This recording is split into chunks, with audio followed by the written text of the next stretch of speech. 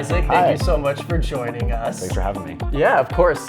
First interview of 2023 for Up and Comers, Yes. so we're excited to have you. First interview for me for 2020. Oh, good. So, yeah, Okay. Yeah, this is great. That's awesome. Well, I have seen you posting some news of already some new projects in 2023, including with Disney. Do you want to tell us about that a little bit? Sure. Yeah, this is fresh news as of I think yesterday. Okay. I just did a project doing, I can't say what exactly I did, but I was involved in the voice cast for the new Wondrous Journeys Fireworks Spectacular at Disneyland that just premiered on the 27th. When you're doing a project like this that ends up in a physical space like Disneyland, I mean, what was it like? I'm sure you've gone being here in Los Angeles and heard yourself. Yes. What is that like? It's still weird. My first thing I did for Imagineering was about, I don't know, 10 years or so ago when California Adventure was first being renovated with Buena Vista Street in the front of the park, and I did a little radio show in Oswald's filling station, and I was Teddy Morton of the Teddy Morton Show. It's like this 1920s, like the hit songs of the era kind of DJ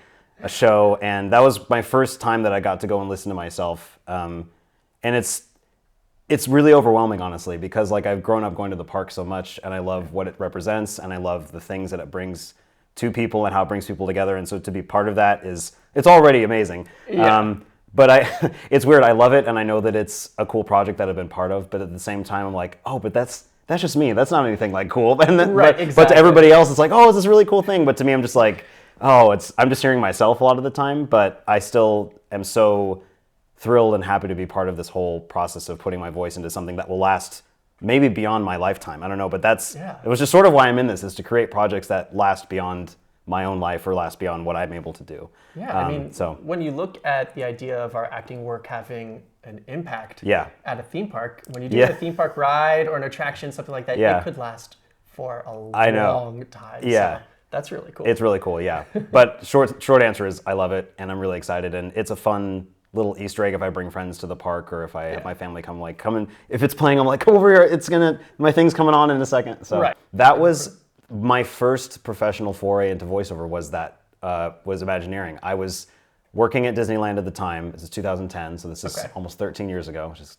insane. That's that long, I know. Yeah, I know. I was working at Pixie Hollow. I was a character host, which are the people that help the characters in the park.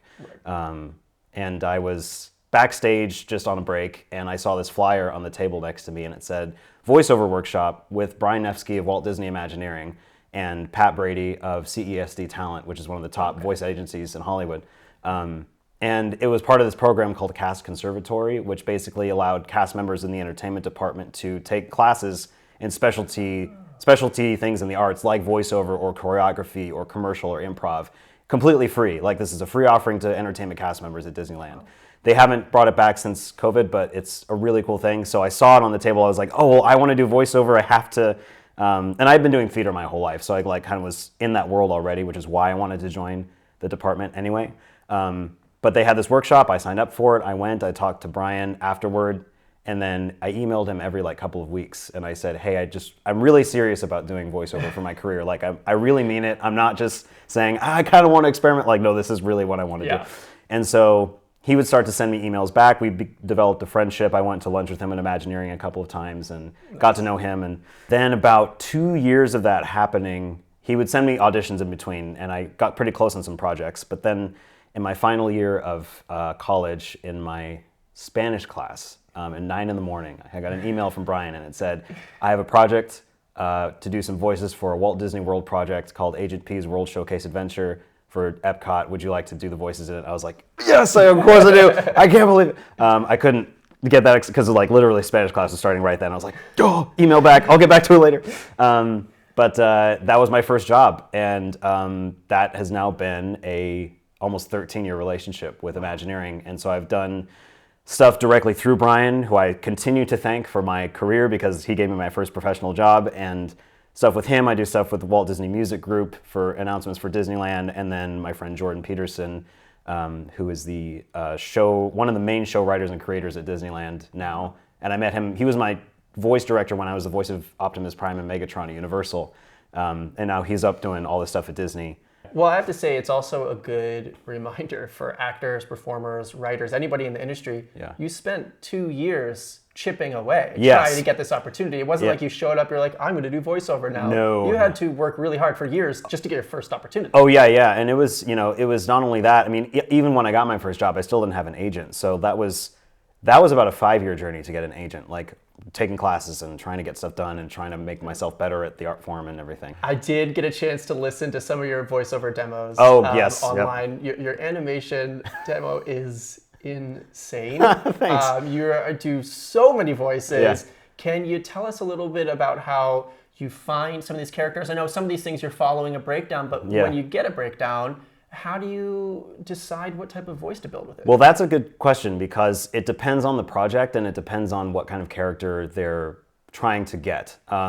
When it's a free and clear sort of description like animation, that's when my imagination is sort of the most open.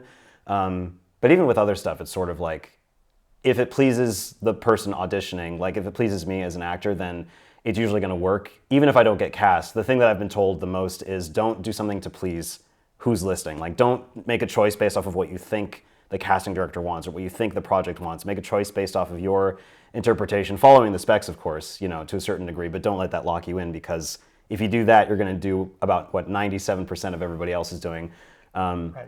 But a good example of that is, I don't know, I sort of go to a place that makes me laugh and makes me be creative. Like I did an audition for a character that has not come out yet in an animated show, but I can demonstrate what I'm talking about. So it was a character who is a pirate. That's the character. And so I think like about 90% of the people that see that are going to do something like a pirate, the Mr. Krabs sort of ish kind of voice.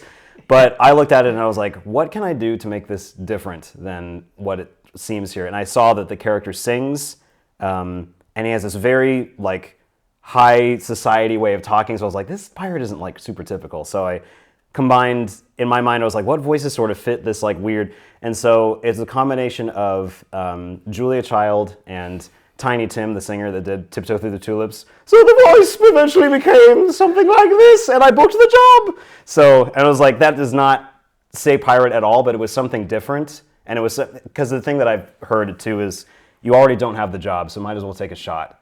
And so that's what I continue to do. So when I'm trying to find a voice or a character, I kind of go for what makes me happy, something that fits what they want, but also is something unique that will perk their ears up. Because even if I don't get the job right then, I could be remembered for something later on, for something way down the line. So my understanding is that casting directors receive a lot of submissions for voiceover characters. Is that true? And how do you get around that? It is true. A lot of it is persistence. I know that's kind of not a cop-out answer exactly, but it's kind of a typical one. But like, I talked to a casting director from Disney, and she in a workshop said, we listened to anywhere between 300 to 1,000 versions of one character when they were casting something. That's a lot of ear fatigue.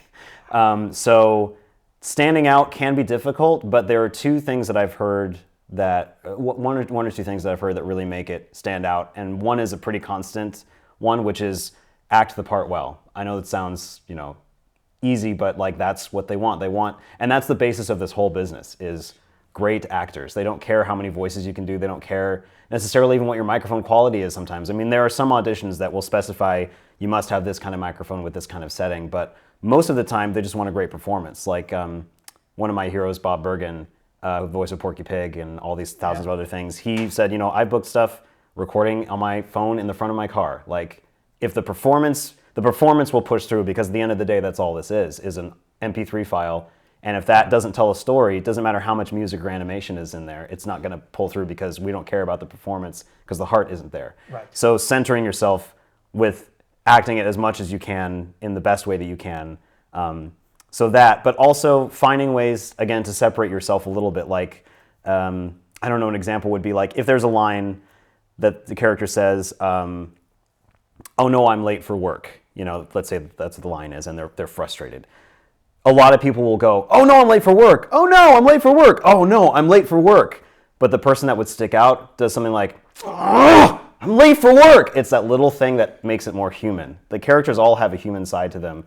And so if you add those details throughout, which is something that I try to do with every audition, that pulls it off of the page a lot more than just somebody saying, here's the line, here's the line, here's the line, with the direction, And also making a story out of it. Why are they frustrated? or why are they experiencing this emotion? Like I've done lines where for no reason, a character is getting interrupted by something, and I'll pretend like they're eating something before they get like, what? Oh, sorry. Like just that little thing. It's like, well, what were they doing? Because that's more interesting. Yeah. And it also enhances different aspects of voice acting, not just animation, but commercials that have character work, that like a real person to real person interaction, or especially video games. Video games are highly cinematic and very real and very grounded. So anything to make it human and real and understandable on that level will really enhance. At least that's what I think will enhance the audition and get you at least a little further than most when getting to the. I mean, I feel like you're talking about basic acting stuff that people kind of forget when they do voiceover. You're talking about doing a moment before, and you're talking about like knowing who you're talking to and connecting with them. Yeah. We can sometimes when you're doing voiceover, you're just reading the words and speaking. You forget. No, it's not an audiobook. You know. Yeah. Bob Bergen also has a great way to think about it. He says, pretend the microphone is the ear of your scene partner. Because like the microphone, just like a camera, the microphone will hear when you're not giving it all. The microphone will hear when you're not real. There's no thing to hide you from that. It doesn't matter how many processors you have or how many microphone, whatever the cost of it, it doesn't matter. Absolutely. Yeah. We've been talking so much about voiceover. You do singing, you do acting. Yeah. What do you want to do next that maybe you haven't done now? Well, I just started, this is a new foray for me, but my agent now represents me for on-camera commercials, so that's something that I've started to do. I never really put energy into it before just because I never really thought about that, but that's something interesting that I'm trying, that I'm doing now. You're going to do very well. But thanks. Thank you.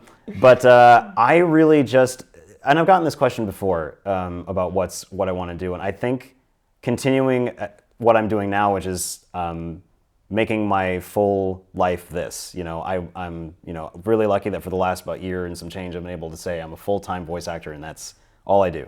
Yeah. And I think I also want to work with more people that I love, that I look up to.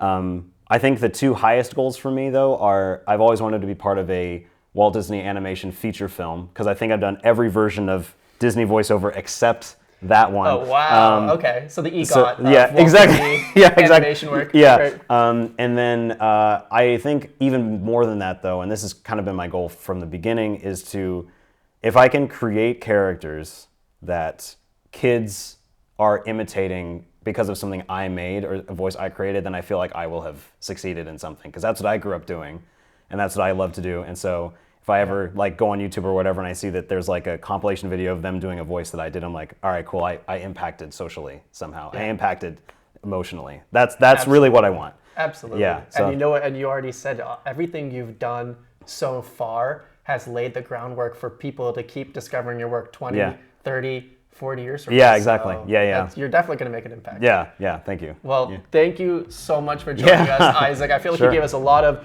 really cool information about voiceover work, acting, singing. I feel like we have a great idea of what you're up to, and I'm excited to see and hear what you have going on next. Thank you. Me too. I'm excited. Good. Thank you. Yeah, thanks.